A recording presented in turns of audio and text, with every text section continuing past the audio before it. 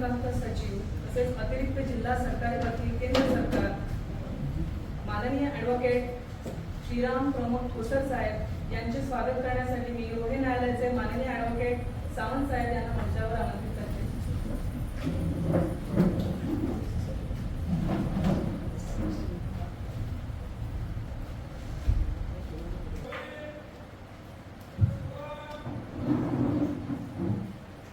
सन्माननीय व्यासपीठ, या दहावीर क्षेत्रामध्ये माझे तिसरं व्याख्यान होत आहे. पहिलं व्याख्यान वकिली व्यवसायावरच सार्वजनिक वाचनालयात आपण शाब्दोत्सवात केलं होतं. सावंत साहेब, आपण सर्वांनी इथे मोठी कॉन्फरन्स घेतली होती, लिगल कॉन्फरन्स घेतली होती. रायगड जिल्ह्यातली ती एक सर्वात मोठी झालेली लिगल कॉन्फरन्स होती. आणि आज व्यवसायाच्या निमित्ताने सुद्धा या बारमध्ये मी आलेलो आहे. माझे गुरु मित्र असतील, गुरु व्यावसायिक असतील, गुरु बंधू असतील, त्याच्यामध्ये सानप आणि सावंत साहेब इथे आज हजर आहे. मी सुरुवातीला एका आदरणीय व्यक्तिमत्वाचा उल्लेख करून पुढे सरकणार आहे. आपल्या बारला इतिहास आहे तुम्हाला. ही इमारत होण्यापूर्वी सुद्धा रोह्यामध्ये उत्तम न्यायदान व्हायचं. खऱ्या अर्थाने भारतरत्न असलेले सी.डी. देशमुख आपलेच आणि त्यांचे बंधू वाय.डी. देशमुख हे युक्तिवाद करताना त्यांनी इथे प्राणक्रमण केलेलं आहे. महाराष्ट्राच्या इतिहासामधलं ते एकमेव असं त्यावेळेचं उदाहरण होतं की छातीत दुखत असताना सुद्धा युक्तिवाद दिवाणी दाव्याचा ते करत होते आणि त्यातच त्यांचा अर्थ झाला. हा रोह्याचा इतिहास आहे. नवीन वकिलांनी हे माहीत करून घेणं गरजेचं आहे. रोह्याबद्दल मी बरंच बोलू शकेन. नवीन वकिलांसाठी सुरुवात मी वेगळ्या पद्धतीने करतो. माझा विषय पूर्णपणे वेगळा आहे. वकिलांसाठी लिहितो, वकिलांसाठी बोलतो, हे फार काही महत्वाचं नाही. पण वकिलांचा आत्मविश्वास वाढवण्यासाठी काहीतरी योगदान करतो हे मला जास्त महत्वाचं वाटतं. मीही इयत्ता 8वी मध्ये ABCD शिकलोय. तोपर्यंत मी जिल्हा परिषदेच्या शाळेत अनुवाणी एका वर्गात 3-3, 4-4 वर्ग भरतात अशा मराठी शाळेत एकदम दुर्गम भागात शिकलेलो आहे. वडील तहसीलदार असताना सुद्धा या परिस्थितीत आम्ही शिकलो. आम्ही त्याच गावात शाळा स्थापन केली. आज तिथे मोठं हायस्कूल झालंय, ते तालुक्याचं ठिकाण झालंय, तिथे न्यायालय झाले. रोहा त्या मानाने खूप प्रगतीपथावर तेव्हा होतो. आणि या पुण्यभूमीतलं 10वी नगरीतले तुम्ही वास्तव करणारे नवीन वकील आहात. त्यामुळे मी मराठी शाळेत शिकलोय. मला इंग्रजीमध्ये बोलता येत नाही, मला इंग्रजीमध्ये ड्राफ्टिंग करता येत नाही, मला इंग्रजीमध्ये नोटीस देता येत नाही, अपिलाचा ड्राफ्ट करता येत नाही. अलिबागला मॅटर गेलं तर मी घेतलेली क्रॉस त्यांना आवडेल की नाही, उद्या पुढे मुंबईला जर हायकोर्टात मॅटर गेलं तर खालच्या कोर्टात कोणी चालवलं होतं, हा जो न्यूनगंड असेल तर तो पहिला काढून टाका. कारण तुमच्याच पाऊल वाटेवरून आम्ही गेलो. आज महाराष्ट्रामध्ये कुठेही खून खटला असेल तर ज्या आत्मविश्वासाने आम्ही लढतो तो आत्मविश्वास माझ्या मातृभाषेमुळे आलाय, या अभिजात भाषेमुळे आलाय. त्यामुळे आपण मातृभाषेवर प्रेमच केलं पाहिजे आणि ज्या भाषेवर आपलं प्रबळ प्रेम आहे अशा भाषेतच मांडलं पाहिजे, या ठाम मताचा मी आहे. त्यामुळे आजही मी मुंबईतही सेशन केस चालवताना पूर्णपणे मराठीत चालवतो. युक्तिवाद सुद्धा मराठीत करतो, लेखी युक्तिवाद सुद्धा मी मराठीत करतो. आणि मला त्याचं कोणतंही वैगुण्य वाटत नाही. किंबहुना माझ्या यशाची गुरु किल्ली किंवा मुख्य सूत्रच ते आहे. या नोटवर आज मी माझं जे काय व्याख्यान आहे ते सुरू करतो. मला व्याख्यानाला विषय दिलाय नव्या भारताचे नवे फौजदारी कायदे. काहीतरी वेगळा विषय आहे. हिंदुस्थान तोच आहे, भारत भूमी तीच आहे, तरी नवा भारत असा शब्द दिलाय. कदाचित ठोसर साहेबांना त्यामागे काहीतरी अभिव्यक्ती स्वातंत्र्य असल्यामुळे काहीतरी वेगळं वाटत असेल आणि ते खरं आहे. सुरुवात करताना सांगतो या सगळ्या कायद्यात कालचा कायदा 30 जूनचा कायदा आणि 1 जुलैचा कायदा एका रात्रीत एवढा बदलला का? काय नक्की बदललं? काल रात्री मी जेव्हा पुन्हा एकदा चाललं तेव्हा सुविध पत्नीशी बोलताना मला एक वेगळा प्रकर्ष जाणवला. तिथून मी आज सुरुवात करतोय. 302 बोलल्यानंतर पहिल्यांदा काय येतं? फाशी. तो जुना कायदा. आजचा 302 मध्ये काय आहे? लोक न्यायालय पुकारायला उभा राहा, ही तुझी शिक्षा. एसटी स्टँडवर वाहतूक नियमन कर, ही तुझी शिक्षा. दोन कायद्यातला फरक एका वाक्यात आहे. म्हणजे असं आहे का की आजच्या कायद्यात फाशी नाही, आज जन्मठेप नाही? तर आहे, पण वर्गीकरण वेगळं झालंय. बदललेल्या सामाजिक परिस्थितीचं भान ठेवून हे कायदे लिहिले गेले आणि म्हणून या कायद्याचा अभ्यास करताना मूळ सूत्राचा सुद्धा विचार करणं आवश्यक आहे. आणि हे एकदा सूत्र कळलं की हे पुस्तक अत्यंत सोपं आहे. पूर्वीचं 3 in 1 आणि आत्ताचं हे 3 in 1 याच्यात काहीही फरक नाही. तुमच्या सोयीसाठी जुने सेक्शन काय होते, नवीन सेक्शन काय आहे हे लिहिलेले आहे. जुन्या सेक्शन मधले कोणते सेक्शन गाळलेले आहेत, नवीन सेक्शन मध्ये ते का गाळलेले आहेत याची कारणमीमांसा थोडक्यात परिशिष्टात दिलेली आहे आणि तिथे जागा रिकामी ठेवली. पण तेवढे पहिले तुम्ही अभ्यासले की हे गाळलेल्या जागा आपण बघून घेऊया तिन्ही कायद्यांमध्ये, की कळेल की नवीन कायद्यामध्ये जुने कायद्यातले कोणते कोणते सेक्शन, कोणत्या संकल्पना काढून टाकल्या. उदाहरणार्थ राजद्रोह. आणि म्हणून लॉर्ड मॅकॅनले इथे विचार करावा लागतो. एक 1856 मध्ये तुम्ही जा, स्वातंत्र्याचा पहिला उठाव झाला. सत्ता इंग्रजांची होती. त्यांना असं लक्षात आलं की या देशावर मला अधिराज्य करायचं असेल, आम्हाला सत्ता गाजवायची असेल, माझा साम्राज्यवाद जोपासायचा असेल तर या देशाचे कायदे बदलायला पाहिजे. शिक्षणासाठी सुधारणा करण्याला आलेला लॉर्ड मॅकॅनले परत लंडनला जातो आणि भारतासाठी विशेष कायदे बनवतो आणि त्या कायद्यामध्ये संपूर्णपणे वसाहतवाद आणि साम्राज्यवाद डोकावतो. मग त्याच्यात राजद्रोह येतो, देशाविरुद्ध युद्ध पुकारणारा ही संकल्पना येते आणि मग स्वातंत्र्यवीर, स्वातंत्र्य योद्धे जे कोण आहेत त्यांना जास्तीत जास्त शिक्षा येते. आपल्या टिळकांना सुद्धा त्या शिक्षेला सामोरं जावं लागतं, सावरकरांना सुद्धा सामोरं जावं लागतं. स्वातंत्र्यानंतर 75 वर्ष तेच कायदे आले आणि त्यालाच आपण आदर्श मानत आलो. पण मुळात कायद्याची संकल्पना होती की साम्राज्यवाद जपण्यासाठी माझा दहशतवाद कायद्याद्वारे असला पाहिजे. म्हणून हे सर्व कायदे शिक्षा करणारे होते आणि आताचे जे कायदे आहेत त्यामध्ये शिक्षा हा शब्द गेला. तो इंडियन पिनल कोड राहत नाही. त्यामुळे मग भारतीय न्याय संहिता असेल, भारतीय नागरिक सुरक्षा संहिता असेल आणि भारतीय साक्ष अधिनियम असेल, यामध्ये मूळ संकल्पना हीच आहे, रिफॉर्मेशन. आणि मग या प्रवाहात पुढे जाताना आपल्याला लक्षात येईल की नागरी सुरक्षा याच्यामध्ये काही महत्वाच्या गोष्टी आहेत. बरं, हे रात्रीत एकाच गोष्ट झाले का? 75 वर्षात कुणी विचार केला नाही का? तर गेली 75 वर्ष लॉ कमिशन यावर गांभीर्याने विचार करत होतं. सुदैवाने तो आता 2023 ला विचार पूर्ण झाला, अस्तित्वात आला. त्यासाठी न्यायमूर्ती वर्मा समिती यांनी विशेष सूचना केल्या. आणि मग त्यामुळे आपण जेव्हा सीआरपीसीचा विचार करतो तेव्हा लक्षात येईल की हा 1898 पासून जो कायदा आला होता, 1973 साली जो सुधारला होता, त्याच्यामध्ये या सुधारणा करताना काही महत्वाच्या गोष्टी आल्या. आणि म्हणून अगदी संक्षिप्त स्वरूपात विचार करताना आपण सीआरपीसी कडे जाताना काही गोष्टी विचारात घेणार आहोत. तर मूळ उद्देश असा आहे की दंड नव्हे न्याय. या संपूर्ण सीआरपीसीची रचना आता न्याय कसा दिला जाईल. मी दंड दिला म्हणजे क्रिमिनल कंप्लेंट्स कमी होतील, भारतीय फौजदारी खटले कमी होतील असं नाही, तर लोकांना न्याय मिळेल कसा, न्याय दिला कसा जाईल याच्यासाठी ही रचना झाली.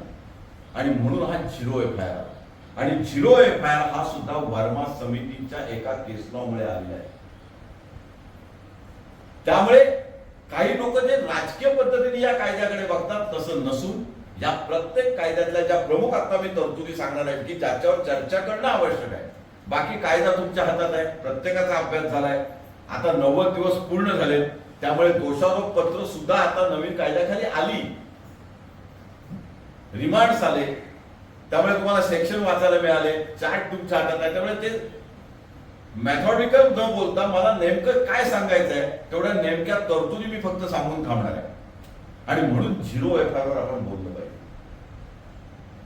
पूर्वी असं होतं, माझ्यावर अन्याय झाला, मी रोह्यात राहतोय, घटना रोह्यात घडली तर रोह्यातच गेलं पाहिजे. दुसरा पोलीस स्टेशनला गेलं तर पुन्हा तेव्हाही 0 FIR होती, पुन्हा ती चौकशी व्हायची, तो यायला बराच वेळ लागायचा, मध्ये कागद गहाळ व्हायचे. आता तसं नाही. आता ऑनलाईन FIR सुद्धा तुम्ही भारतातून कुठेही कुठल्याही पोलीस स्टेशनच्या संदर्भात करू शकता. अट एकच आहे, ऑनलाईन केल्यानंतर 3 दिवसाच्या आत तुम्हाला FIR वर सही द्यायला, म्हणजे सत्यता पटवण्यासाठी की मीच ती FIR केली होती, माझ्याकडे राहिलेले कागद आहेत ते तुम्ही घ्या आणि माझी FIR रजिस्टर करा. त्या अधिकाऱ्याला ती रजिस्टर करावीच लागते. हा इथला महत्वाचा फरक आहे. वर्मा समितीने ते सांगितलं. त्यानंतर 14 दिवसात त्याची चौकशी करायची आहे त्याने. आणि तो जर गुन्हा कॉग्निझेबल होत असेल आणि त्याला असं लक्षात आलं की बाबा ही FIR रोहा पोलीस स्टेशनच्या हद्दीतली आहे, तर ती आपोआप ऑनलाईन पद्धतीनेच रोहायला जाणार आहे. मेसेंजर, पाकिट पाठवणारा असं काही नाही. त्यामुळे 0 FIR हे एक अत्यंत महत्वाचं शस्त्र तुमच्या हातात आले. तुम्ही कुठूनही कुठेही FIR दाखल करू शकता आणि या सगळ्यासाठी तंत्रज्ञानाचा उपयोग करू शकता. या तिन्ही कायद्यामध्ये आता आपण साकल्याने विचार करणार आहोत. या तिन्ही कायद्यामध्ये सगळ्यात महत्वाचा फरक काय, तर आधुनिक तंत्रज्ञानाचा बदललेल्या परिस्थितीमध्ये नवयुगाचा, नव भारताच्या तंत्रज्ञानाचा पुरेपूर वापर या तिन्ही कायद्यामध्ये करण्यात आलेला आहे. आणि त्यामुळे गुन्ह्याची प्राथमिक चौकशी करताना सुद्धा तुझं ओरिजिनल रजिस्टर आण किंवा तुझं ओरिजिनल हार्ड डिस्क आण असं नाही. जुजबी चौकशी करताना इलेक्ट्रॉनिक तुमच्या हातातला पुरावा, तुमच्याकडे असलेलं व्हॉट्सअपचे चॅट किंवा तुमच्याकडे असलेला ईमेल यावरून सुद्धा प्राथमिक चौकशी होऊ शकते. त्यामुळे हे महत्वाचं आहे की या 14 दिवसामध्ये फक्त आपल्याला तुम्ही तुमच्या भाषेत म्हणता त्याप्रमाणे प्राथमिक चौकशीमध्ये सकृत दर्शनी पुरावा द्यायचा आहे की हो माझी जी केस आहे किंवा माझी जी फिर्याद आहे ती योग्य आहे. यामध्ये आणखी एक झालं, सेक्शन 41 सगळ्यांनाच माहिती आहे, अटक करताना घ्यायची काळजी ही सुद्धा 2010 साली सुप्रीम कोर्टाच्या एका निर्णयामुळे आली. आता त्याच संपूर्ण व्यवस्थित मांडणी ह्या कायद्यात झालेली आहे. त्यामुळे जवळजवळ गोष्टी त्याच आहेत, पण सुरळीतपणा आणलाय की अटक करताना काय केलं पाहिजे, कोणती बंधनं पाळली पाहिजेत, आरोपीला खरंच प्रत्यक्ष बेड्या घालायची गरज आहे काय, अटक करायची गरज आहे का, की फक्त कागदोपत्री अटक दाखवून त्याला चार्जशीट सोबत हजर करता येण्यासारखं आहे, त्याचा गुन्हा किती गंभीर आहे, त्याला पोलीस कस्टडीची गरज आहे का, अशा अनेक गोष्टी आपल्याला या कायद्यात बघायला मिळतात. 2022 मध्ये आणखीन एक सुप्रीम कोर्टाचा निर्णय आला आणि दोषारोप पत्र दाखल करताना अटक करायची की नाही हा एक वाद निर्माण झाला होता. आणि या कायद्यामध्ये आता तुम्ही नोटीस देऊन आरोपीला डायरेक्ट कोर्टात हजर राहायला सांगू शकता. इथे पुन्हा तंत्रज्ञानाचा वापर करून आरोपींना अटक न करता व्हर्च्युअल प्रेझेन्सी हा जो प्रकार आहे तो CRPC पहिल्यांदाच येतोय आणि याच्यामध्ये मालमत्ता जप्तीचे अधिकार आलेले आहेत. मी मुद्दाम धावता आढावा घेताना आता आपल्याला आरोपीची जी संपत्ती अवैध मार्गाने मिळवलेली आहे त्याच्यावर टाच आणता येते. पूर्वी एवढा सक्षम कायदा नव्हता, अजिबात नव्हता असं नाही. पूर्वीचा कायदा निरुपयोगी होता असं नाही, किंवा पूर्वीचा कायदा भारतीय राज्य व्यवस्थेला पूर्ण विरुद्ध होता असं नव्हतं. उलट त्या कायद्याचं सुद्धा आपण प्रामाणिकपणे कौतुक केलं पाहिजे की इंडियन एव्हिडन्स ऍक्ट मध्ये आजपर्यंत आपल्याला अत्यंत कमी वेळात दुरुस्त्या कराव्या लागल्या. पण इलेक्ट्रॉनिक एव्हिडन्समुळे इतका फरक पडला की आता तो कायदा थोडा ताज्य वाटायला लागला किंवा प्रत्येक वेळेला ते 65 सर्टिफिकेट आडवं यायला लागलं. प्रायमरी एव्हिडन्स काय, सेकंडरी एव्हिडन्स काय, मग तो सिव्हिल मॅटर असेल, क्रिमिनल मॅटर असेल, कुठेतरी आपल्याला असं वाटू लागलं की केवळ प्रत्येक वेळेला सेक्शन मध्ये दुरुस्ती करून, वाढ करून किंवा रूल्स फ्रेम करून कायदाचं योग्य अंमलबजावणी होणार नाही, म्हणून सुद्धा हा साक्ष अधिनियम बदलावा लागला आणि आत्ताचा कायदा हा नवीन युगाला धरता कायदा आहे. सगळ्यात महत्वाचं म्हणजे काय की 90 दिवसामध्ये फिर्यादी आणि आरोपींना त्याच्या विरुद्ध काय तपास झालाय हे आता द्यावं लागतं. पूर्वी ते नव्हतं. आपण आरोपीला चार्जशीटची नक्कल देतो, पण फिर्यादीला सुद्धा ती तपासाची प्रगती कळली पाहिजे अशा प्रकारची एक भावना या कायद्यात आलेली आहे. तंत्रज्ञानाचा तपास, चौकशी आणि खटल्यामध्ये उपयोग हा जो प्रकार आहे ज्याच्यामध्ये मी पुन्हा पुन्हा सांगणार आहे, कारण आता संपूर्ण माझं पुढचं लेक्चर हे इलेक्ट्रॉनिक एव्हिडन्स, शेवटी आपण तालुका पातळीवर काम करणारे लोक आहोत. त्यामुळे माझा आजचा येण्याचा उद्देशच आहे की मला केवळ व्हॉट्सअप येतं, मला केवळ ईमेल बघता येतो इतक्यावर सीमित राहू नका. तुम्हाला आता सीडीआर म्हणजे काय, एसडीआर म्हणजे काय, टॉवर लोकेशन कसं काढायचं, टॉवर लोकेशनमुळे तुमच्या एलएबीचा डिफेन्स कसा सिद्ध करता येतो हे सुद्धा आता जेएमएफसी कोर्टात बघावं लागणार आहे. आणि त्यासाठी टेक्नोसेव्ही होणं, केवळ व्हॉट्सअप येण्या पलीकडे मला या प्रत्यक्ष हॅश व्हॅल्यू म्हणजे काय, हॅश व्हॅल्यू कशी काढली जाते आणि हॅश व्हॅल्यूवरची क्रॉस मला करावी लागणार आहे आता लॉ कोर्टात. मग हॅश व्हॅल्यू साठी कोणतं सॉफ्टवेअर आहे आणि ते सॉफ्टवेअर लायसन्स सॉफ्टवेअर लागतं. तुम्हाला आठवत असेल बागवे की अलिबागला हॅश व्हॅल्यूवर पहिली जी क्रॉस झाली त्याच्यामध्ये सॉफ्टवेअर संपूर्ण क्रॉस झाली. की पोलिसांकडे असलेलं सॉफ्टवेअर जर पायरेटेड सॉफ्टवेअर असेल तर तुमची हॅश व्हॅल्यू चुकू शकते. बेनिफिट ऑफ डाऊट तुम्हाला तिथे मिळू शकतो, पण हे माझ्या डोळ्यातल्या बंधू भगिनींना सुद्धा माहिती पाहिजे की केवळ पोलिसांनी हॅश व्हॅल्यू सर्टिफिकेट दिलं, 65चं सर्टिफिकेट दिलं, आता नवीन परिशिष्ट अ मधलं 63 मधलं सर्टिफिकेट दिलं म्हणजे होतं का, तर नाही. तर ते सर्टिफिकेट देताना त्यातले कामगोरे समजून घेणं गरजेचं आहे. जेवढ्या कमीत कमी वेळात आपल्याला सांगता येईल त्याप्रमाणे करायचं आहे. यानंतर सेक्शन 530 आला. याच्यामध्ये सुद्धा ऑनलाईन संपूर्ण समनची बजावणी, वॉरंटची बजावणी, आरोपींबरोबर संभाषण करणं, साक्षीदारांचे जाब जबाब नोंदवणं हे सगळं आता याच्या पुढे शक्य होणार आहे. म्हणजे एखादा साक्षीदार महाडच्याच एका केसमध्ये, बिल्डिंग कोलॅप्स केसमध्ये पहिल्यांदा तो ज्या जुन्या कायद्यामध्ये पण ते केलं की दुबईला असणारा एक साक्षीदार त्या बिल्डिंगचा सुप्रिटेंडंट होता, त्याची व्हीसी वरनं 164ची जबानी झाली. आता इथे अधिकृतपणे 530 सेक्शन आलेलं आहे ज्याच्यामध्ये आपल्याला संपूर्ण हे इलेक्ट्रॉनिक तंत्रज्ञान, म्हणजे साक्षीदार येऊ शकत नाही, आरोपी येऊ शकत नाही किंवा समन्स बजावलं जात नाही, ह्याच्यासाठी जे कालहरण होत होतं ते जाणार आहे. आणि त्यामुळे डिजिटल साक्ष हा जो या सीआरपीसीतला महत्वाचा विषय आहे त्याच्यावर तुम्ही स्वतः जास्त अभ्यास करणं गरजेचं आहे. त्यानंतर मी पुढच्या भागात येतोय ते म्हणजे फौजदारी खटल्यांची वेळापत्रक. अत्यंत महत्वाचं आहे. आता तुम्हाला किंवा ज्युडिशियल ऑफिसरला सुद्धा विनाकारण कालहरण करता येणार नाही. कायद्यात काही तरतुदी करण्यात आली आहे की एफआयआर ची कॉपी किती दिवसात द्यायचा आहे, चार्जशीट किती दिवसात द्यायचा आहे, चार्ज किती दिवसात फ्रेम करायचा आहे, त्याच्यासाठी सुद्धा 60 दिवसाची कालमर्यादा आहे. तुम्हाला डिस्चार्ज मागायचा आहे तो सुद्धा 60 दिवसाच्या आत मागायचा आहे. जास्तीत जास्त 90 दिवसापर्यंतची मुदत मिळेल. केवळ वकिलांवर बंधनकारक आहेत का या तरतुदी? केवळ पोलिसांवर बंधनकारक आहेत का? तर नाही. न्यायाधीशांवर पण बंधन घातलंय की एकदा युक्तिवाद ऐकल्यानंतर कोणत्याही परिस्थितीमध्ये न्यायदंडाधिकारी 90 दिवसात निकाल दिलाच पाहिजे.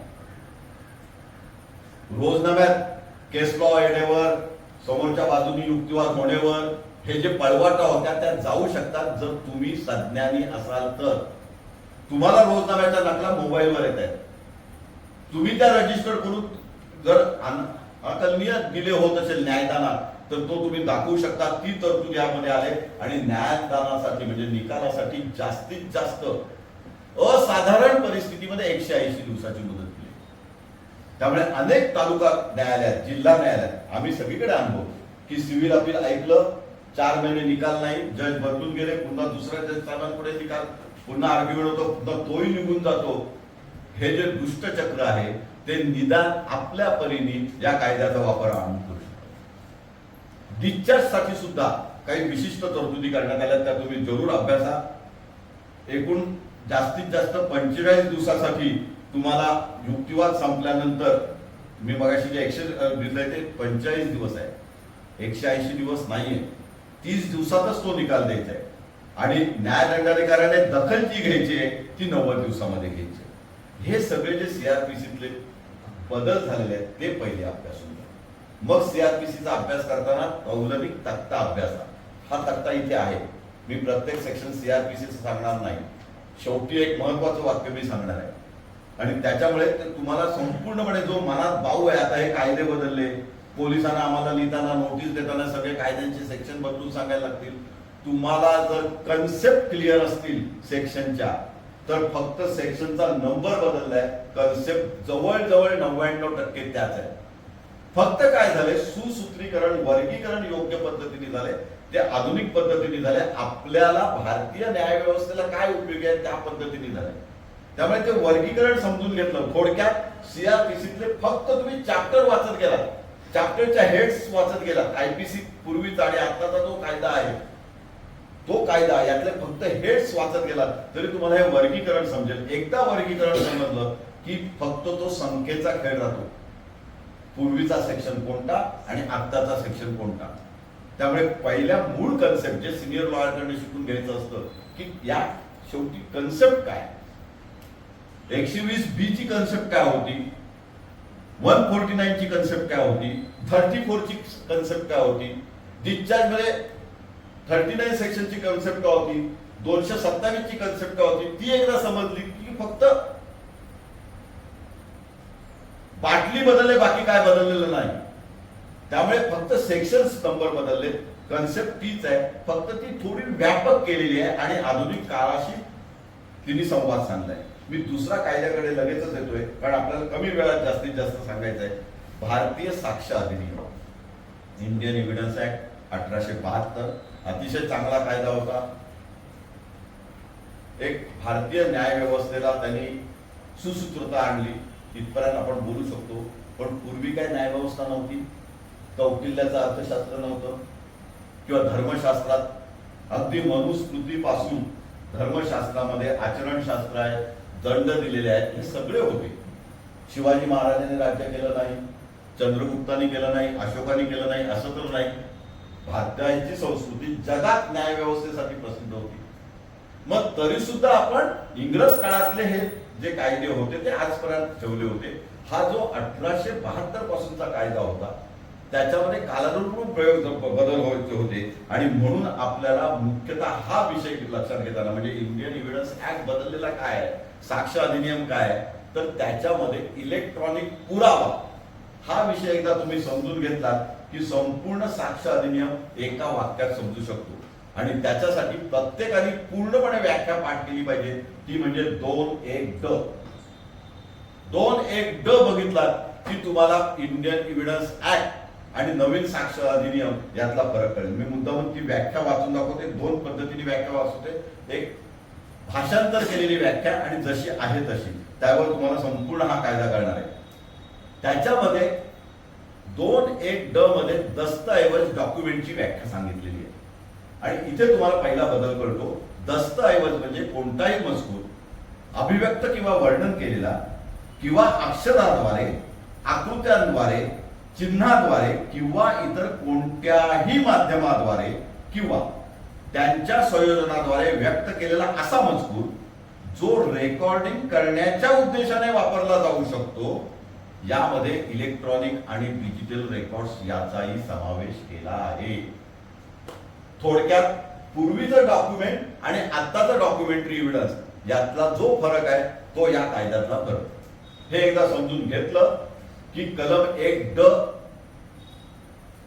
हे तुम्हाला अधिक वेगळ्या पद्धतीने, म्हणजे 2.1 ड, आता मी त्यातलं विस्तृतपणे सांगतो. ते बघा, लेखन मध्ये काय उपयोग केले तर लिखित दस्तऐवज, कुठलाही डॉक्युमेंटरी एव्हिडन्स, छापील दगडी ठशाने केलेले किंवा कोणतेही छायाचित्र, नकाशा किंवा कोणताही योजना प्लॅन, धातूची किंवा दगडावर कोरलेली नोंद, कार्टून, व्यंगचित्र, ईमेल, सर्व्हर्स, लॉग्स, कॉम्प्युटरवरील दस्तऐवज, स्मार्टफोन संदेश संकेतस्थळावरील पुरावे आणि ध्वनी मेल्स डिजिटल डिव्हाइसद्वारे साठवलेले कोणतेही संदेश आणि पुरावे हे सर्व आपण आता डॉक्युमेंट्स खाली आणलेले आहेत.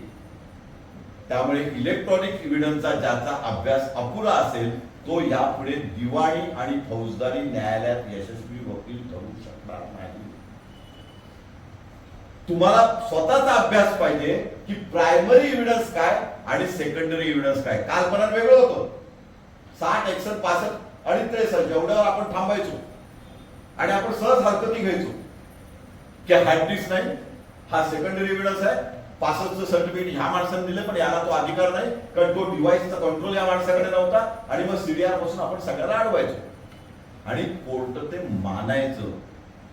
त्यामुळे 65चं सर्टिफिकेटचा ज्याच्यावर अभ्यास चांगला तो कालपर्यंतचा वकील चांगला होता की नाही, तो सेकंडरी एव्हिडन्स पण आडवा घालतो, एक्झिबिट पाडून देत नाही सावंत साहेबांच्या भाषेत.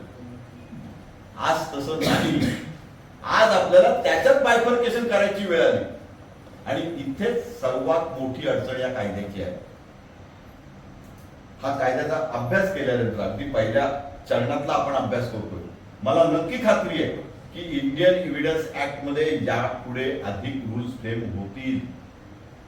माननीय मुंबई उच्च न्यायालय असेल किंवा कुठल्याही राज्याचं उच्च न्यायालय असेल आणि शेवटी सुप्रीम कोर्ट हे रूल्स फ्रेम करणार.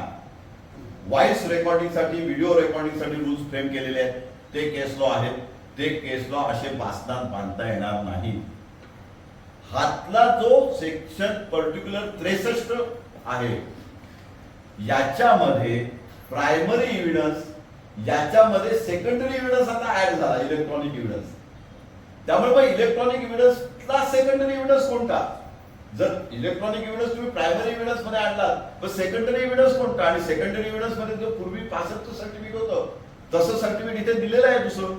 मग ते कधी वापरायचं याचा अभ्यास करण्यासाठी तुम्ही खास सिनियर लोकांशी चर्चा करणं गरजेचं आहे. अगदी थोडक्यात सांगायचा प्रयत्न करतो. सीसीटीव्ही आहे, सीसीटीव्हीचा डीव्हीआर आहे, डीव्हीआरची हार्ड डिस्क आहे, तो प्रायमरी एव्हिडन्स. पण त्याची कॉपी बनवली, त्याची तुम्ही सीडी बनवली तर तो सेकंडरी एव्हिडन्स. म्हणजे पूर्वीची कन्सेप्ट अजूनही तीच आहे. तो पेनड्राईव्ह वर त्याच्यानंतर घेतला तो सेकंडरी एव्हिडन्स. आणि मग सेकंडरी एव्हिडन्स पाहिजे असेल तर मग तुम्हाला सेक्शन 63चा अभ्यास करणं गरजेचं आहे. आणि त्याच्यामध्ये इलेक्ट्रॉनिक पुरावे कसे सादर करावे त्याची नियमावली आलेली आहे. म्हणजे आता कायद्यामध्येच नियमावली आलेली आहे आणि त्याच्यामध्ये विशेष करून ते परिशिष्ट आलेले आहे. आणि ते परिशिष्ट म्हणजे तुमच्या 65 ब ची पुढची पायरी आहे. मुद्दा म्हणून प्रत्येकाने साक्ष अधिनियम जेव्हा तुम्ही बघाल तेव्हा साक्ष अधिनियमातलं ते परिशिष्ट आहे ते जरूर बघा. आणि त्या साक्ष अधिनियमामध्ये तुमच्या लक्षात येईल की 65 ब च्या सर्टिफिकेट शिवाय जास्त कडक सर्टिफिकेट तुम्हाला सर्टिफाय करून द्यायचं आहे. की मी कुठल्या डिव्हाइस मधून माहिती घेतली, त्याच्यात मानवी हस्तक्षेप झालेला आहे का, त्याच्यामध्ये काही हातचलाकी करण्यास संधी होती का, माझं ते बेस्ट नॉलेज आहे का, त्यातला माझा अनुभव किती, मी त्याच्यासाठी कोणतं डिव्हाइस वापरलं, कोणतं सॉफ्टवेअर वापरलं, हे सगळं तुम्हाला लिहून द्यायचं आहे, सर्टिफाय करायचं आहे आणि त्याची साक्ष ग्राह्य धरली जाणार आहे. पुन्हा मागे वळून सांगतो की थोडक्यात पूर्वीचा इंडियन एव्हिडन्स ऍक्ट मधला इलेक्ट्रॉनिक एव्हिडन्स 65 ब मध्ये जो मर्यादित होता तो फक्त आता विस्तृतपणे सांगितलेला आहे. त्यामुळे 65 ब चा ज्याचा पक्का अभ्यास आहे त्याचा सेक्शन 63चा अभ्यास व्यवस्थित होऊ शकेल. आणि ज्याला 63चा अभ्यास करायचा आहे त्याला 63चा अभ्यास करून चालणार नाही तर परिशिष्ट 63(2) ड मध्ये जे दिलेलं आहे ते आणणं आवश्यक आहे. आणि त्याच्यासाठी मग तुम्हाला सेक्शन 57 आणि सेक्शन 58 याचा सुद्धा अभ्यास करावा लागणार आहे. आणि हे 2-3 सेक्शन एकदा तुम्ही क्लिअर केले की इंडियन एव्हिडन्स ऍक्ट आणि आता नावाचा साक्ष अधिनियम यातला फरकही कळतो. आणि कुठल्याही न्यायालयासमोर तुम्हाला डॉक्युमेंटला एक्झिबिट पाडताना कोणतीही अडचण येणार नाही. सुरुवातीला काही कन्फ्युजन होऊ शकतात, वादविवाद होऊ शकतात, पण या वर्षातच काही केस लॉ येते.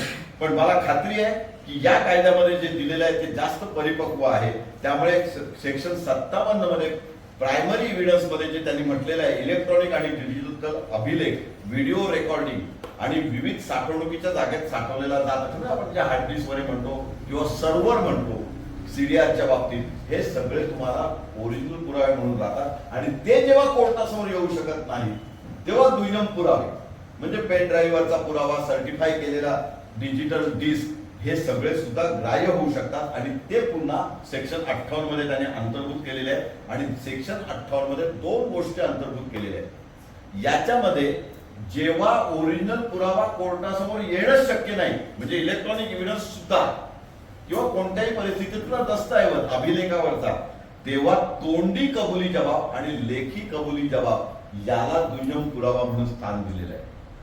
पूर्वी ते एवढ्या मोकळेपणाने दिलेलं नव्हतं. त्यामुळे दस्तऐवज तपासणी करणाऱ्या व्यक्तीचा पुरावा या पुढे आपण घेऊ शकतो आणि तो सांगू शकतो की माझ्या बेस्ट ऑफ नॉलेजनी मी ओरिजिनल रेकॉर्ड तपासून मी हे सर्टिफाय केलंय, ते सर्टिफिकेट मी प्रतिज्ञापत्र दाखल केलेलं आहे कोर्टात आणि त्याच्यावर साक्ष देतोय की ही घटना अशी अशी घडलेली आहे, हा इलेक्ट्रॉनिक पुरावा विचारात घेता येण्यासारखा आहे. किंवा दस्तऐवज, इलेक्ट्रॉनिक पुरावा प्रत्येकाला आपण शब्द तो वापरू शकत नाही. डॉक्युमेंट, माझं डॉक्युमेंट हे विश्वासार्ह आहे आणि ते दिवाणी आणि फौजदारी दोन्ही प्रक्रियेमध्ये स्वीकारलं जाणार आहे. त्यामुळे इलेक्ट्रॉनिक पुराव्याबद्दल 65 सर्टिफिकेट नाही असा बऱ्याच जणांचा जो गैरसमज झालेला आहे नवीन कायद्यात, तो चुकीचा आहे. 63 खाली ते स्पेसिफिक परिशिष्ट आलेलं आहे. त्यानंतर यामध्ये साक्षीदारांची सुरक्षितता आणि साक्ष्यांची सुरक्षितता अशा 2 टर्म वापरलेले आहेत. त्या डॉक्युमेंटची जी साक्ष पुरावा आलेला आहे, तो डिजिटल पुरावा आलेला आहे, त्याची सुरक्षितता कशी राखता येईल याच्याबद्दल सुद्धा कार्यपद्धती आलेली आहे. आणि म्हणून डिजिटल साक्ष सुरक्षित कशा पद्धतीने साठवली जाईल याचा देखील तुम्हाला अभ्यास असणं आवश्यक आहे. त्यानंतर या कायद्याबद्दल आणखीन एक सांगायचं म्हणजे यापुढे आपल्या संपूर्ण सर्व पोलीस स्टेशनला आणि न्याय व्यवस्थेमध्ये एक डिजिटल लॉकिंग सिस्टीम येते, ऑलरेडी आलेली आहे बऱ्याच ठिकाणी. आता जिल्हा न्यायालयात गेला तरी सुद्धा तुम्हाला काही हेराफेरी जजला नंतर करता येणार नाही. एकदा साक्ष त्यांनी दिली त्या क्षणी ती हायकोर्टात जाते. इंटरनेट चांगलं असेल तर तुम्हाला त्याची कॉपी मिळते.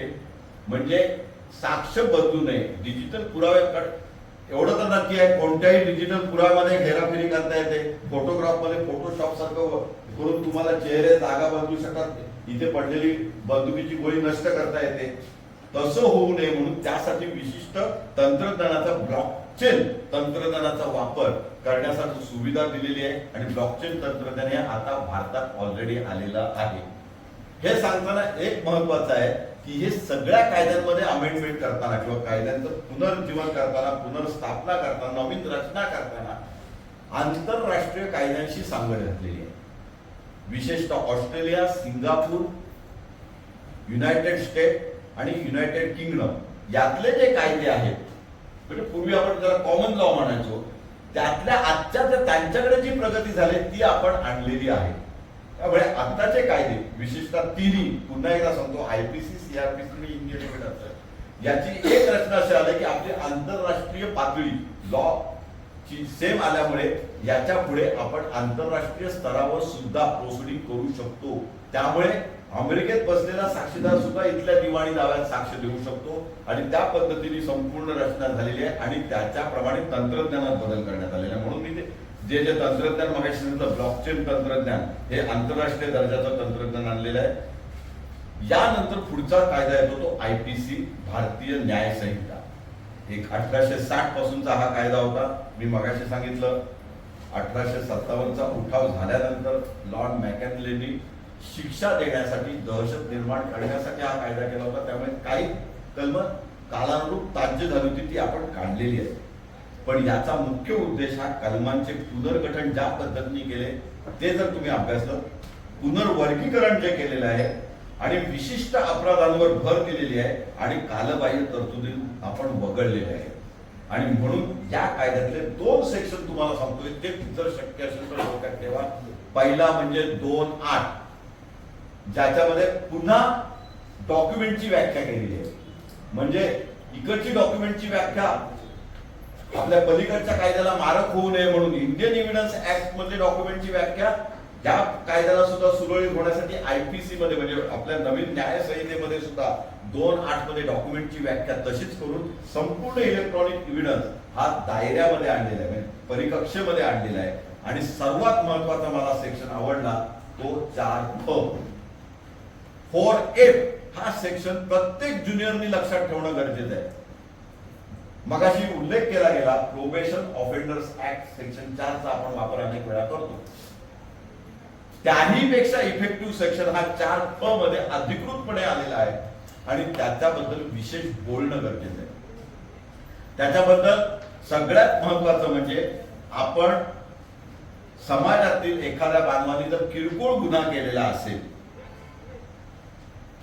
तर त्या किरकोळ गुन्ह्याला त्याला तुरुंगात टाकायचं का, त्याला कारावास घडवायचा का, म्हणजे त्याला नवीन पाठशाळेत युनिव्हर्सिटीमध्ये पाठवायचं का आणि त्याला पुन्हा गुन्हेगारी मार्गावर पाठवायचं का, तर उत्तर नाहीये. म्हणून या कायद्यामध्ये बरेचसे ऑफेन्स ज्याला आपण पेटी ऑफेन्सेस म्हणतो त्याला कॉग्निझेबल या संज्ञेतूनच काढून टाकले. त्याच्यासाठी न्याय प्रक्रियेतून ते काढून टाकले. थोडक्यात नंबर प्लेट चुकीची लावली, बेल्ट लावला नाही, विदाउट तिकीट प्रवास केला, हे जे कायदे आहेत ते स्थानिक पातळीवर दंड देऊन मिटवता येणार असतील तर ते न्यायालयात येण्याची गरज नाही. इथपर्यंत हा कायदा आता प्रगल्भ झाला. आणि त्या पलीकडे जाऊन सेक्शन 270 असेल किंवा अन्य काही मुद्दामून मी सेक्शन सांगणार आहे ते सेक्शन असतील. विशेषतः 305 सेक्शन, रस्त्यात गोंधळ तुम्ही घातला, सार्वजनिक उपद्रव केला सेक्शन 279 प्रमाणे, किंवा 332 प्रमाणे तुम्ही निष्काळजीपणे ड्रायव्हिंग केलं, 302 मगाशी जे वर्णन केलं त्याप्रमाणे तुम्ही भुरटी चोरी केली, की त्याच्यामुळे फार समाजावर काही परिणाम होत नाही, हा फार मोठा अपराध नाही. त्याच्यासाठी याला संपूर्ण न्यायालयीन व्यवस्थेत जाऊन न्यायालयाचा वेळ काढणं आणि हजारो खटले कितपत पडणं, त्यापेक्षा त्याला तुम्ही सुधारण्याची संधी द्या. आणि या सगळ्या सेक्शनला विशेष तरतुदी केल्या की दंड आहे, पण त्यापेक्षा तुम्ही त्याला प्रोबेशन ऑफेंडर्स ऍक्ट मधल्या ज्या किचकटपणा होता, क्लिष्टपणा होता, तो काढून त्याला समाज सुधारण्यासाठी संधी द्या. त्याच्याकडनं काहीतरी सामाजिक काम करून घ्या, तोच त्याचा दंड. थोडक्यात या भुरटी चोरी केली, अगदी पाव चोरला तर त्याला फटकवायचं, पोलीस कस्टडी बघायची आणि मग आणखी 10 त्याच्यावर गुन्हे दाखल करायचे. त्यापेक्षा जा तू लोक न्यायालयात जाऊन आज उकळण्याचं काम कर, ग्राम स्वच्छता अभियानात तू भाग घे, तू स्वातंत्र्य दिनाच्या दिवशी काहीतरी वेगळं कर, देशाच्या प्रगतीवरचा अभ्यास करून तो निबंध सादर कर. आपण पूर्वी हसायचो, पण परदेशात हेच कायदे आहेत. पेटी ऑफेन्सला तुम्ही त्यांना सुधारायला संधी द्या. आणि आता मी जे सेक्शन वापरले, निष्काळजी ड्रायव्हिंग आहे, ज्याचं काहीच नुकसान झालेलं नाही, थोडा जाऊन स्वतःच्याच गाडीला खरचटलं तर त्याला एवढ्या कमीत कमी शिक्षेवर सोडता येईल इतकी तरतूद केले. म्हणून या संपूर्ण कायद्याचा अभ्यास करताना प्रत्येक विद्यार्थ्यांनी किंवा प्रत्येक वकिलांनी 4F चा अभ्यास करणं जास्त गरजेचं आहे असं मला वाटतं. यानंतर आपण दुसरं महत्वाचा जो बदल आहे तो सुद्धा आपण विचार केला पाहिजे. जेव्हा आंतरराष्ट्रीय परिस्थितीचा विचार करतो, जेव्हा आपण IPCचा विचार करतो, तेव्हा 4F चा केवळ विचार करून चालणार नाही, तर सायबर गुन्हे आणि डिजिटल अपराध याबद्दल सुद्धा विचार करणं गरजेचं आहे. आणि म्हणून मग संघटित गुन्हेगारी हा विषय सुद्धा आता या नवीन न्याय संहितेमध्ये अंतर्भूत केलेला आहे. मित्रांनो, इथे थोडं काही सिनियर ऍडव्होकेट वेगळा प्रश्न विचारू शकतात. मग काय पूर्वी टाळा होता, NSA कायदा आहे, हे सगळे विशिष्ट कायदे असताना, स्पेशल ऍक्ट असताना तुम्ही ही तरतूद का केली? कदाचित लॉ कमिशनचा आणि सरकारचा उद्देश असा असेल की सर्व भारतीय गुन्हे हे एका कायद्याखाली, एका छत्राखाली आणावेत. म्हणून या विशिष्ट तरतुदी सायबर गुन्ह्याच्या बाबतीत आणि विशेषतः संघटित गुन्हेगारीच्या बाबतीत केलेल्या आहेत. म्हणजे तुम्हाला काही ठिकाणी मोका लावता येणार नाही. मोकाच्या तरतुदी तुम्हालाही माहिती आहेत, काही विशिष्ट गुन्हे त्याच्यावर असले पाहिजे, तो खरंच संघटित असला पाहिजे. पण आता डिजिटल अपराध करताना संघटित गुन्हेगारी असते, कारण कुठेतरी तो बिहारमध्ये बसलेला गुन्हेगार असतो, गावातले संपूर्ण गावच तुम्हाला सायबर क्राईम मध्ये असतं. त्यामुळे मग त्या लोकांच्या विरुद्ध संघटित गुन्हेगारीचे हे सेक्शन घालता येतील. आणि त्यामुळे हॅकिंग, ते जे ओळख लपवतात, बँकेच्या बाबतीत तुमची बॅलन्स काढून घेतात, ऑनलाईन छळ केले जातात, असे अनेक गुन्हे आता नवीन निष्पन्न होत आहेत. ते सगळे या BNS मध्ये आणलेले आहेत. त्यामुळे BNS हा डिजिटल गोपनीयता आणि त्याचे उल्लंघन या बाबतीत सुद्धा आता समृद्ध झालाय. म्हणजे तुमची जी गोपनीय माहिती आहे ती जर उगाच कोणीतरी समाज माध्यमावर ओपन केली तर त्यासाठी सुद्धा ते गुन्हा घेतलेला आहे. आणि संघटित गुन्हेगारीचं जे नवीन स्वरूप आलेलं आहे आर्थिक गुन्हेगारीच्या बाबतीत ते त्यांनी विशेष करून याचा समाविष्ट केलेला आहे. मी मुख्य याच्याकडे लक्ष देणार आहे ते महिलांच्या सुरक्षतेसाठी आणि बालकांच्या सुरक्षतेसाठी काही विशिष्ट कलम या कायद्यात आणलेले आहेत. तो संपूर्ण चॅप्टर तुम्ही प्रत्येकाने वाचला पाहिजे. तुम्हाला लक्षात येईल की पूर्वीचा IPC आणि आत्ताचा नवीन BNS याच्यामध्ये नक्की काय केलेलं आहे. मित्रांनो, बदललेल्या कायद्याप्रमाणे तुम्हाला आश्चर्य वाटेल, ॲडल्ट्री आणि व्यभिचार हे अपराधाच्या कक्षेतून कमी केलेले आहेत. आज जे चाललेलं आहे हे नांदी आहे. मी आज सुतोवाच करून ठेवतोय, हा DV ऍक्ट कायम राहणार नाही. याच्या पुढचे जे ऍक्ट आहेत किंवा दिवाणी कोर्टात HMP मध्ये येणारे जे आरोप आहेत ते आपोआप या BNS मुळे कमी होणार आहेत. कारण BNS मधूनच काही तरतुदी कमी करून टाकल्यात की बदललेलं आहे. 18 वर्षाच्या वरचा पुरुष आणि स्त्री असेल तर त्यांच्यावर कोणावरही अन्याय होता कामा नये. आणि एकमेकांच्या संमतीने काही संज्ञान लोक संबंध ठेवत असतील तर त्याला समाजाने याच्या पुढे अपराध म्हणून बघता कामा नाही. ते समजून घेतलं पाहिजे. हे मूळ उद्देश या कायद्यात आलेले आहे. आणि त्यामुळे 4F चा जेव्हा अभ्यास करता तेव्हा तुम्ही ज्या पद्धतीने त्या संपूर्ण तरतुदींचा सुद्धा विचार केला पाहिजे. मी मगाशी 2(8) बद्दल सांगितलं. त्याच्यानंतर काही सेक्शन मी तुम्हाला सांगतोय. 111 ते 113 हे या कायद्यामध्ये ज्याला मैलाचा दगड ठरताय ते ठरणार आहे. म्हणजे मोक्यासाठी विशेष न्यायालयात जायची आता याच्या पुढे गरज नाही. तो दहशतवाद कोणत्याही परिस्थितीचा असो, संघटित गुन्हेगारी कोणत्याही स्वरूपाची असो, तुम्हाला त्यावर ऍक्शन घेता येणार आहे. आणि त्याला 10 वर्षाची मिनिमम कारावासाची शिक्षा दिलेली आहे. आणि दहशतवादाला तर फाशीपर्यंत शिक्षा दिलेली आहे. काही शिक्षा इतक्या कठोर केलेल्या आहेत की 10 वर्षाच्या पलीकडे जाऊन 20 वर्षापर्यंत सश्रम कारावासाच्या शिक्षा ठेवलेल्या आहेत. त्याच्यानंतर कलम 13 हा एक या कायद्याचा सगळ्यात महत्वाचा कलम मला वाटतो, जो पूर्वीच्या कायद्यात वेगळ्या पद्धतीने होता. तुम्ही काही सेक्शन आठवू शकाल की पहिल्या गुन्ह्यासाठी इतकी शिक्षा आणि पुन्हा केला तर काय. इथे आता पुन्हा त्याच प्रकारचा गुन्हा केला तर दुप्पट शिक्षा. म्हणजे एका पद्धतीने म्हणजे गुन्हेगाराला गुन्ह्यापासून लांब करण्याचा, परावृत्त करण्याचा प्रयत्न केलाय. एका द्वारे आपण रिफॉर्मेशन करताना गुन्हेगाराला समाजात सुधारून समाजात पुन्हा स्थान देण्याचा प्रयत्न केलाय. पण त्याच वेळेला जर कोण गैरफायदा घेत असेल आणि त्याच पद्धतीचे परत परत गुन्हे करत असेल तर दुप्पट शिक्षा. आणि एखाद्या गुन्ह्यात जर जन्मठेपेची शिक्षा असेल पण त्याला शेपटीवर बचावला असेल, पहिल्या वेळेला 7 वर्ष झाले असेल तर दुसऱ्या वेळेला मात्र जन्मठेपच. ही तरतूद सुद्धा आता सेक्शन 13 प्रमाणे आलेली आहे. आणि त्याच्यानंतर 498, 361, 374 हे जे IPC मध्ये होते आणि 375 हे बदलून आता वेगळे सेक्शन आले. आणि हे सेक्शन करताना थोडे माइल्ड केलेले आहेत. माइल्ड का केले त्याच्यावर मी भाष्य करण्याची गरज नाही. जे जे वैवाहिक समस्येला सध्या सामोरे जातात किंवा ज्यांच्याकडे वैवाहिक समस्येबद्दल DV ऍक्टची प्रकरणं आहेत त्यामध्ये किंवा महिलांसंबंधीचे कायदे आहेत, जसं ST/SC ऍक्ट बद्दल वाद निर्माण झाला होता तसं सुद्धा आता इतर होतोय. त्यामुळे हे कायद्याचं सुसूत्रीकरण झालंय असंच म्हणता येईल. आणि त्याच्यामध्ये कलम 70 मात्र त्यांनी गँगरेप साठी टाकलेलं आहे आणि तिथे डायरेक्ट किमान 20 वर्षाची शिक्षा ठेवलेली आहे. मग तुम्ही 7 वर्ष 10 वर्ष हा बचाव तिथे नाही. एकदा सिद्ध झाला तुम्हाला 20 वर्ष मिनिमम. थोडक्यात जिथे कठोरता दाखवायचंय तिथे कायद्याने कठोरता दाखवलेली आहे.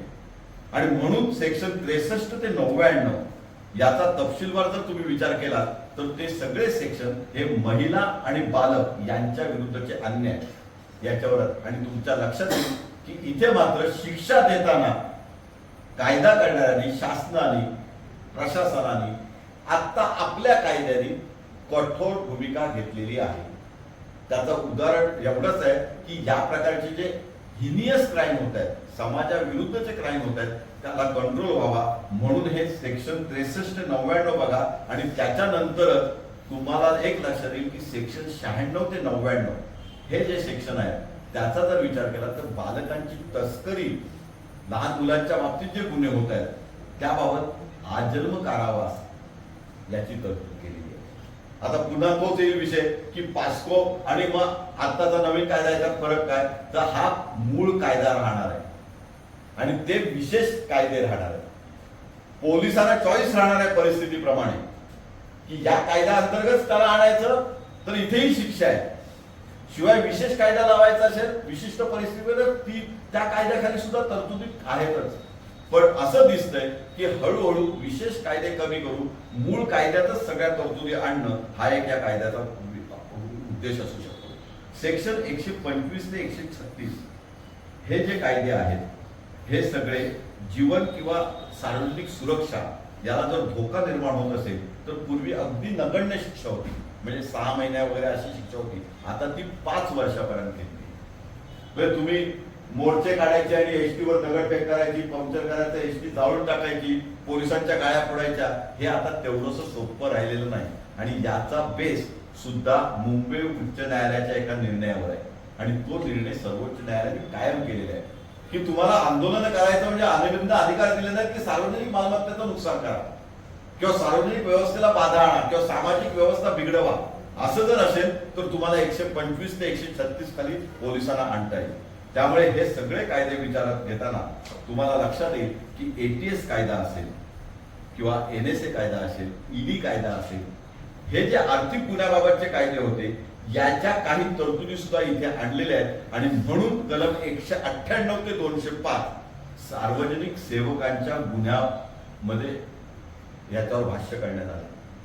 म्हणजे केवळ पूर्वी आपल्याला काय म्हणत होतं, पोलिसांना हात लावला तुम्ही थोडा वेळ आहे आपल्याकडे, दोन्ही साहेब जॉईन होतात त्यामुळे थोडं सावकाश झालं तरी चालणार आहे. ठीक. आपल्याला पूर्वी एवढंच पाहिजे होतं की सार्वजनिक सेवकाला आपण अडथळा केला की आपल्यावर गुन्हा होतो.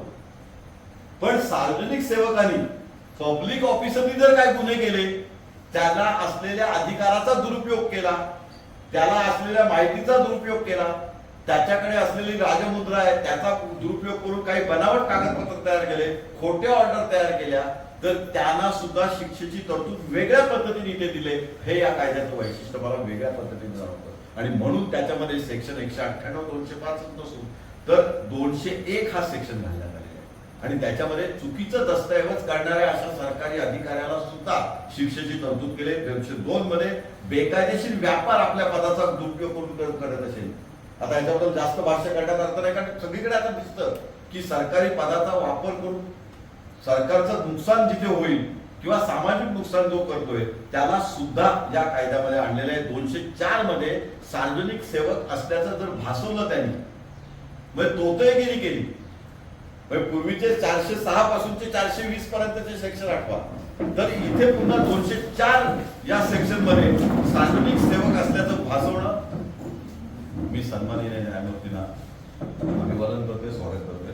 204 खाली सार्वजनिक सेवक असल्याचं भासवलं तर त्याची सुद्धा तीव्रता 2 ते 7 वर्षाच्या कारावासापर्यंत गेलेली आहे. त्यामुळे हा एक विशिष्ट बदल किंवा वेगळं स्वरूप या कायद्याला मिळालं. याच्यानंतर कलम 340 हे डिजिटल फसवणुकीसाठी 7 वर्षाच्या कारावासाची सोय केलेली आहे किंवा तरतूद केलेली आहे. 341 मध्ये बनावट डिजिटल शिक्क्यांसाठी सुद्धा गंभीर स्वरूपाची शिक्षा नोंद करण्यात आली. त्यामुळे IPC मध्ये काय बदललं आणि BNS मध्ये काय आणलं हे जर अभ्यास करायचा असेल तर मी पुनरुक्तीचा पुन्हा दोष पत्करून सांगतो की मुळात कायद्याचा उद्देश हा आधुनिक न्याय व्यवस्थेला सुसंगत करण्यासाठी केलेला आहे. आणि त्यामुळे ते वर्गीकरण एकदा तुम्ही समजून घेतलं की पूर्वीच्या IPCचं वर्गीकरण काय होतं, आताच्या नवीन BNSचं वर्गीकरण काय, तर तुम्हाला लक्षात येईल की जे वर्मा कमिटी असेल किंवा जे जे सुप्रीम कोर्ट, हायकोर्टने निर्णय दिले होते त्याचा सगळ्यांचा एकत्र विचार करून हे डिजिटल क्राईम, संघटित गुन्हेगारी, मग तो मोक्का कशाला लावला पाहिजे, तर संघटित गुन्हेगारी डायरेक्ट या सेक्शन कडे आणून दिलेली आहे. त्यानंतर दुसरे महत्वाचं आहे तर पीडित संरक्षणावर अधिक जोर केलेला आहे. इथे लक्षात येईल की 228 जो सेक्शन होता त्याला फक्त 2 वर्षापर्यंतची शिक्षा होती. आता BNS मध्ये सेक्शन 72 आणि 73 हे वेगळे आलेले. याच्यामध्ये जर पीडितीचं नाव कोणत्याही परिस्थितीत तुम्ही उघड केलं तिच्या अस्तित्वाला, तिच्या सामाजिक स्थानाला धोका निर्माण झाला, मग तुम्ही पत्रकार असा, तुम्ही सामाजिक कार्यकर्ते असा, तुम्हाला ते बंधन ठेवले आणि आता 3 वर्षापर्यंतची कारावास तुम्हाला देण्यात आलेला आहे. तर पीडितेचं नाव तिच्यावर अन्याय झालाय, तिचा गैरफायदा घेऊन तुम्ही तुमची वृत्तपत्र चालवू शकत नाही, हा संदेश या कायद्याने BNS ने दिलेला आहे. त्यामुळे सेक्शन 72 आणि 73 हा सुद्धा महत्वाचा आहे. आणि पुन्हा एकदा आपण जेव्हा सेक्शन 111 कडे बघतो, संघटित गुन्हेगारीमध्ये केवळ तुमच्या डोक्यात जी आहे की खंडणी मागतात, मुंबईमध्ये गँगवॉर चालतं, ती संघटित गुन्हेगारी असं न ठेवता डिजिटल अपराध मध्ये सुद्धा संघटित गुन्हेगारी येऊ शकते आणि त्यांना 10 वर्षाची कमीत कमी कारावास ठेवले आणि 113 खाली दहशतवाद जर सिद्ध झाला तर त्याला फाशीची आणि जन्मठेपेची सुद्धा तरतूद केली आहे. मित्रांनो, सामान्य अपवाद आणि संरक्षण यंत्रणा याच्यासाठी सुद्धा काही सेक्शन, विशेषतः सेक्शन 76 पासून 106 पर्यंत आणि सुधारणा कलम 14 ते 33 पर्यंत हे अपवाद अधिक तपशीलवार केलेले आहेत. संरक्षण यंत्रणेचा जर दुरुपयोग कोणी केला आणि काही अपवादात्मक परिस्थिती असेल तर त्यासाठी पूर्वी अत्यंत कमी शिक्षा होती, आता ती डायरेक्ट 3 वर्षापर्यंत आहे. पुन्हा एकदा सांगतो, मगाशी जिथून मी सुरुवात केली तिथेच परत येतो की राष्ट्रहित प्रथम हा सुद्धा या कायद्याचा अंतर्गत उद्देश दिसून येतो की तुम्ही सार्वजनिक सेवक असतात तरी तुम्ही राष्ट्रहिताच्या विरुद्ध करू शकत नाही, तुमची जबाबदारी तुम्ही टाळू शकत नाही, तुमच्या जबाबदारीतून तुम्ही गैरफायदा घेऊ शकत नाही. मगाशी काही सेक्शन आपण दाखवले. तसेच या यंत्रणेचा गैरवापर त्रयस्थ व्यक्ती म्हणून, नागरिक म्हणून सुद्धा तुम्ही करू शकत नाही. तसं असेल तर तुम्हाला 3 वर्षाच्या कारावासाला समोर जावं लागेल. आणि म्हणून ही अपराध मुक्तीचा जो सेक्शन मी मगाशी सांगितला, तो सेक्शन पुन्हा एकदा तुम्हाला यासाठी वापरता येईल. तो 4F आणि 4F मध्ये तुम्हाला लक्षात येईल की तुम्ही 2-3 सेक्शन जे लक्षात ठेवले, फक्त 279, त्याच्यानंतरचा सेक्शन 302, लहान चोरीच्या बाबतीतला जो सेक्शन होता तो 302, याच्यानंतरचा नवीन गोष्टीमध्ये जे काही सेक्शन मी मगाशी तुम्हाला सांगितले, हे सगळे सेक्शन आले. हे लक्षात येईल तुम्हाला की पुनर्वसन ही संज्ञा कायद्याने मान्य केलेली आहे की न्यायालयात येऊन शिक्षा देण्यापेक्षा, कारावास होण्यापेक्षा तुम्हाला सामाजिक कार्य करून तुम्हाला सुधारणेचा वाव देणं हा सुद्धा या कायद्याचा भाग आहे. त्यामुळे मी जे तिन्ही कायदे सांगितले, कोणतंही टेन्शन घेण्याचं काही कारण नाही, काही फरक पडत नाही. फक्त तुमच्या चार्जशीट मधले सेक्शन बदलले, उद्देश नीट समजून घेतलेत आणि नवीन कायद्याचा तुलनात्मक अभ्यास त्या चार्टचा केला तर कोणतीही अडचण येणार नाही. खरं म्हटलं तर 90% कायदे बदललेले नाहीत आणि जे 10% कायदे बदलले ते विस्तृतपणे सांगितलेले आहेत. ते का बदलले, ते बदललेल्या परिस्थितीत का आवश्यक होतं हे मी तुम्हाला सांगितलेलं आहे. आणि जे वगळले सेक्शन ते का वगळले, कालबाह्य कसे होते, नवीन न्याय व्यवस्थेमध्ये किंवा स्वतंत्र भारतानंतरच्या आजच्या सामाजिक परिस्थितीमध्ये राजद्रोह का आवश्यक आहे आणि कुठल्या पद्धतीला राजद्रोह म्हणता येईल. कारण आपण आता सगळ्या बातम्या ताज्या आहेत आपल्याकडे. सरकारच्या मनात आलं त्या पद्धतीने गुन्हे दाखल होत होते, ते यापुढे होऊ शकत नाही. हा जर विचार केला तर सकारात्मक विचार केल्यानंतर असं लक्षात येईल की हे तिन्ही कायदे हे अत्यंत उपयोगी कायदे आहेत. आपल्याला त्याच पद्धतीने त्याला सामोरं जायचं आहे. दुसऱ्या भाषेत बोलायचं तर आता पर्याय नाही. त्यामुळे कोणी चुकील, त्याचा उद्देश काय होता, केवळ कोणाच्या फायद्यासाठी किंवा प्रसिद्धीसाठी हे कायदे दुरुस्त केलेत का, तर उत्तर नाहीये. कायदे अस्तित्वात आलेले आहेत. तुमच्या हातात 90 दिवस झाल्यामुळे आता चार्जशीट आलेली आहे. त्या चार्जशीटचा अभ्यास करणं, या पलीकडे तुम्हाला उपाय नाही. मित्रांनो, विषयांतर करून शेवटच्या चरणाकडे मी वळतो. आपण तिन्ही कायदे बघितले, कायद्याचा उद्देश बघितला, कायद्यातला फरक बघितला आणि आधुनिक भारतासाठी आंतरराष्ट्रीय स्तरावर न्याय व्यवस्था कशी नेता येईल यासाठी या कायद्याची निर्मिती कशी झाली हे बघितल्यानंतर मी तालुका स्तरातूनच आल्यामुळे विशेष काही गोष्टींसाठी इथे मी भर देणार आहे. त्यामुळे मित्रांनो, जे जे फौजदारी कोर्टात काम करतात त्यांनी चार्जशीटचं पारायण केलं पाहिजे. न्यायमूर्ती इथे आहेत, त्यांच्या ज्युनियर डेजमध्ये त्यांनी हे अनुभवलं असेल की प्रत्येक वेळा चार्जशीट तुम्हाला वेगळं काहीतरी सांगत असते. गुन्हा लहान आहे, समोरचा आदिवासी आहे, तो आपल्याला फी देत नाही, या व्यतिरिक्त आपल्याकडे तो न्याय मागायला आलाय असं जर बघितलं तर त्याचा बोलतं केल्यानंतर, त्याच्या नातेवाईकाला बोलतं केल्यानंतर पोलिसांच्या तपासातल्या त्रुटी आपल्याला दिसून येतात. पण तपासातल्या त्रुटी आपण भावनिक पद्धतीने, काल्पनिक पद्धतीप्रमाणे डायसवर मांडल्या तर त्या पचू शकत नाहीत. त्या लिगली डायजेस्टेबल व्हायला पाहिजे, त्याच्यासाठी चार्जशीटचा अभ्यास पाहिजे. आणि त्यासाठी प्रत्येकाने पोलीस नियमावली पाठ केलीच पाहिजे. दुर्दैवाने क्रिमिनल मॅन्युअल, सीआरपीसी इथपर्यंत आपण सीमित असतो, पोलीस नियमावली आपल्याला माहिती नसते.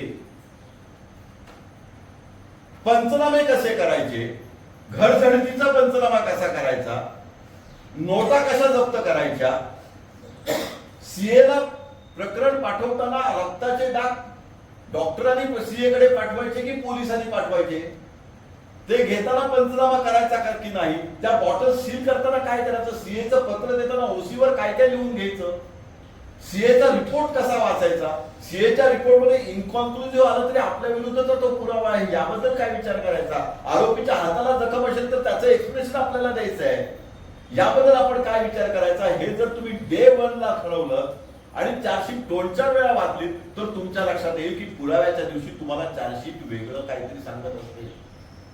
आणि न्यायालयाला नेमकं हेच अपेक्षा असतं की समोरचा वकील ज्युनियर आहे की सिनियर आहे त्याच्यावर त्यांचा फरक पडत नाही, तर तो कोणत्या तयारीने आलेला आहे आणि पोलिसांच्या तपासातला त्रुटी तो कसा दाखवतोय हे महत्वाचं असतं. स्वाभाविक त्रुटी समजू शकतो, पण जाणीवपूर्वक केलेल्या त्रुटी जेव्हा 2-3 तत्व क्रिमिनॉलॉजीची जी आहेत ते केसला तुम्हाला माहितीच पाहिजे, किंवा 2 शक्यता मेहरबान कोर्टासमोर जेव्हा येतात तेव्हा जी शक्यता आरोपीच्या बाजूने असते त्याचाच प्राधान्याने विचार केला पाहिजे.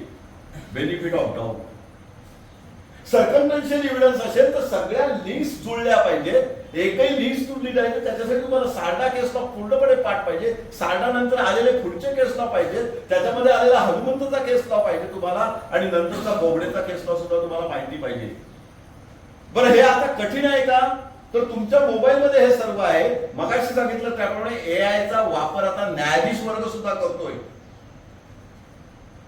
त्यामुळे एआयचा वापर करून तुम्ही जरी सकाळी उठून एआय म्हणलं ते केस लॉ शोधून काढले, त्यातली प्रिन्सिपल्स लक्षात आली आणि तुमच्या चार्जशीट मध्ये येणाऱ्या साक्षीदाराला नेमकं काय विचारायचं आहे, आयोला नेमकं काय विचारायचं आहे हे तुम्हाला माहिती पाहिजे. डॉक्टरचं क्रॉस करत असताना फक्त डॉक्टरची क्रॉस करताना केवळ कॉक्स आणि एवढ्या पुस्तकाची नावं घेऊन चालत नाही. इथे आपण सेशन कोर्टात जावं अशा अपेक्षा आहे. तालुक्यातला प्रत्येक वकील हा सेशन कोर्टात जाऊन सेशन ट्रायल चालवावी अशी आमची अपेक्षा असते. पण निदान तालुका लेवलला ज्या केसेस चालतात त्यामध्ये सुद्धा मेडिकल सर्टिफिकेटचा उपयोग असतो. त्यामुळे तुम्हाला ईपीआर रजिस्टर माहिती पाहिजे. प्राथमिक आरोग्य केंद्रात कशी स्टेशनरी ठेवली जाते, एमएलसी रजिस्टर कसं मेंटेन केलं जातं, तिथे पेशंटची हिस्ट्री कशी घेतली जाते, त्या हिस्ट्रीला इव्हिडन्सची व्हॅल्यू काय, तिथे पेशंटने सांगितलंय मला अनोळखी माणसाने मारले, इथे येऊन सांगतोय की शेजारच्या गुलाबरावांनी मला मारले. बेनिफिट ऑफ डाऊट तुम्हाला घेता येतो जर तुम्हाला ही पद्धत माहिती असेल तर. तुम्हाला नवीन प्रकारे पोलीस डायरी कशी करतात, स्टेशन डायरी कशी करतात, स्टेशन डायरी नंतर कशी नोंदणी होते, एन्डोर्समेंट एफआयआर वर कशी पडते, एफआयआर वर एन्डोर्समेंट पूर्वीच्या पद्धतीने कशी करायची, आता नवीन पद्धतीने 24 तासात मॅजिस्ट्रेट पुढे कंप्लेंट येताना काय कार्यवाही केली जाते, ऑकरन्स रिपोर्ट कसा केला जातो, हे जर माहिती नसेल तर केवळ पोलीस स्टेशनला फेऱ्या म्हणून तुमची वकिली चालणार नाही. तुम्हाला जाऊन जसं आयएएस ऑफिसरला प्रत्यक्ष बसवायला जातं पोलीस स्टेशनला आणि तहसीलदार ऑफिसला, तुम्ही ज्युनियर वकिलांनी सुद्धा तहसीलदार ऑफिस, पोलीस स्टेशन, पंचायत समिती, जिल्हा परिषद मध्ये जाऊन तिथली कार्यपद्धती शिकली पाहिजे. केवळ केस लॉ आहे, केवळ सेक्शन पाठ आहे म्हणून तुमची वकिली तालुका लेवलला सुद्धा बहरेल असं नाही. प्रत्येकाने निदान अशी अपेक्षा केली पाहिजे, मी निदान एक तरी मोठा सिव्हिल सूट, एक तरी सिव्हिल अपील आणि एक तरी सेशन केस यशस्वीपणे जिल्ह्यात जाऊन चालवी. जिल्ह्यात कशाला, मला मुंबईपर्यंत जाता येईल आणि कितीतरी तालुक्याचे आमच्यासारखे, मी मगाशी सांगितलं जिल्हा परिषदेच्या शाळेत पूर्णपणे शिकलेलो आहोत आम्ही. आजही आम्हाला मराठीचा अभिमान आम्ही ठेवून मुंबई सेशन कोर्टात जेव्हा केसेस जिंकतो तेव्हा लक्षात येतं की मुंबईच्या वकिलांना सुद्धा हे प्रोसिजरल नॉलेज नसतं. ज्यांनी सरकारी वकील म्हणून काम केलेलं आहे त्याला जे सरकारच्या बाजूचं प्रॉसिक्युशनचं नॉलेज असतं, ज्यांनी आरोपीच्या बाजूने खालच्या कोर्टात काम केलंय तोच उत्तम प्रकारे सेशन चालवू शकतो. आणि मुंबईमध्ये सुद्धा किंवा ठाणा कल्याणच्या मोठ्या शहरात सुद्धा तुम्ही चमकू शकता. हा आत्मविश्वास दाखवण्यासाठी आलेलो. केवळ हे 3 कायदे किती चांगले हे सांगण्यासाठी आलेलो नाही, तर रोह्याचा माझा वकील मित्र हा पुढे गेला पाहिजे आणि त्याचा प्रत्येक खटला चालवताना त्याला स्वतःचं अस्तित्व वेगळं दाखवता आलं पाहिजे यासाठी आहे. दिवाणी कोर्टात काम करणाऱ्यांनी सुद्धा DIR ची नक्की मोजणी नवीन पद्धतीने कशी होते, सॅटेलाइट मोजणी म्हणजे काय, हत्तीगुन्हा कायम करताना नक्की काय केलं जातं, निमताना मोजणी म्हणजे काय, अतिक्रमण ठरवायचं असेल तर जो केवळ सुडाचा नकाशा येत नाही त्या सुडाच्या नकाशाचं महत्व काय, गाव नकाशाचं महत्व काय, गटबुक नकाशाचं महत्व काय, त्यातले फरक कसे काढायचे, साखळीची पद्धत काय, साखळीचं अंतर कसं मोजलं जातं, त्यातली तफावत किती, तिथला 1 सेंटीमीटर म्हणजे इकडे किती मीटर. अतिक्रमणाचे दावे वेगळ्या पद्धतीने तुम्हाला चालवता येऊ शकतात. वारसा हक्काचे दावे असतील अनेक जे दावे तालुका स्तरावर चालतात त्यामध्ये सुद्धा असं लक्षात येते. मी रोहा बारा अपवाद समजतोय. मला इथे सावंत साहेब आहेत, सानप साहेब आहेत, त्यांच्या वडिलांच्या हाताखाली आम्ही शिकलेलो आहोत. इथे ओक साहेब होते, भारत सर त्यांचे वडील होते.